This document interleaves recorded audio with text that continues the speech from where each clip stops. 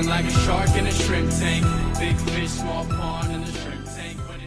Hey everybody, welcome to the post-show wrap-up of the Shrimp Tank. I'm your co-host Ted Jenkins, sitting here with my co-host Lee Heisman today, and of course our guest, Kamal Grant, who's the owner of Sublime Donuts, which I said in today's show, it is an institution and it is an experience. If you have never been there before, you need to go. My favorite is the Nutella donut, so you're going to have to try that one while you're there, but grab a cup of coffee, have a donut there. It's the best that the city has to offer. As always, you can go to any of our cities at any time to hear the some 1,000 podcasts that we've done in Seattle, Boston, Harrisburg, Boca Raton, Little Rock, Arkansas, Houston, and many cities around the United States. Our goal right here on the Shrimp Tank is to help you get that MBA in entrepreneurship and give you some street smarts and give you some book smarts so you can run your business better and be a successful entrepreneur. So, Kamal, on the show today, you talked about opening this business up in 2008. But you also talked a little about your history. You have a degree in baking sciences, and you wouldn't think, hey, this is a donut shop. What has made you unique, not only at your shop, but also your education? Share with our audience. Well, I mean, really, it starts with the education, being able to understand what makes product good and how to develop a product. So it's not just, oh, here's my grandma's recipe. It's like how I know what tastes and textures people really enjoy just from the schooling I went to in the background, and then being able to, make a product like that and being able to learn creativity and learn how to adjust recipes and formulas to the taste that I like and make it so everyone else likes it. Now, what's interesting to me is that, obviously donuts are sold all over the United States and all over the world, and you've got donuts that you can basically buy in the grocery store and donuts that you can buy from places like yours. How'd you decide where to set the pricing model?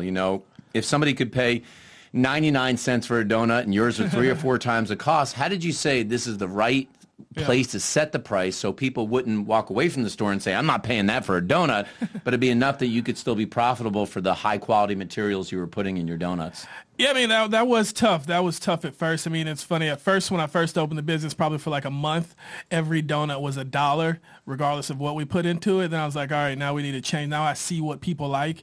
But then after that, it was really, I want to make, because I realized people want quality ingredients. So I'm just going to make a donut as quality as possible and with the best ingredients, and then we're going to charge it appropriately and then see if people want it. You know what I'm saying? So that's really what it is. It's making a unique quality product. Like, people really want to support when they know there's something, when the chef or somebody else has put their passion into it. Right. People want that. So if they see that in the product, you can charge, the appropriate price, and, people will come. Some people walked out the business when they were like, oh, I can do this at Krispy Kreme. And it's like, all right, you can buy a Ford or you can buy a Benz. We're going to be the Benz. Well, in addition to the donuts tasting so good, and again, with your expertise, they also look really good. And a part of your growth has also been your social media and photographs, Instagram. Explain how that's kind of changed the world of donuts for you.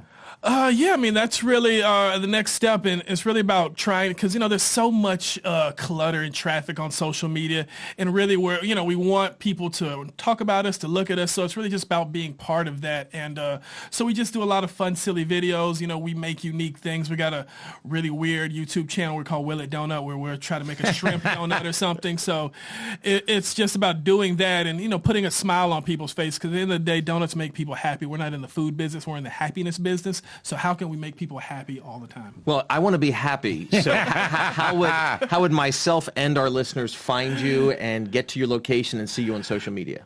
Just check us out, sublimedonuts.com, and check us out on Instagram, Sublime Donuts, YouTube, Facebook, all Sublime Donuts, and you'll see our little fun, silly videos. And come on down to the little donut shop when you get a chance and buy a donut. And what's the best-selling donut that you've had over all these years? The fresh strawberries and cream. Really? Fresh strawberries, a light strawberry glaze on it with real cream cheese frosting, and then stuffed inside a donut, dusted with a little powdered sugar. So it's delightful. A lot of people come in and say, I don't like filled donuts. I'm like, you've been mistreated. Don't bring your donut prejudice into Sublime Donuts. We're going to do you right. And when they eat it, they're like, this is right. Okay, this is a good filled Don't donut. bring your donut prejudice in this shop. Yeah, don't bring it in the shop. Yeah, Get those like strawberries and cream when Wimbledon comes this year. Get them for Sunday morning. But I do appreciate you coming on the program today and sharing your story. You have to go back to shrimptankpodcast.com. It's an amazing story because, again, Leah knew I was going to do this at the end of the show today, but, you got to build your business is like making the most beautiful donut in the world.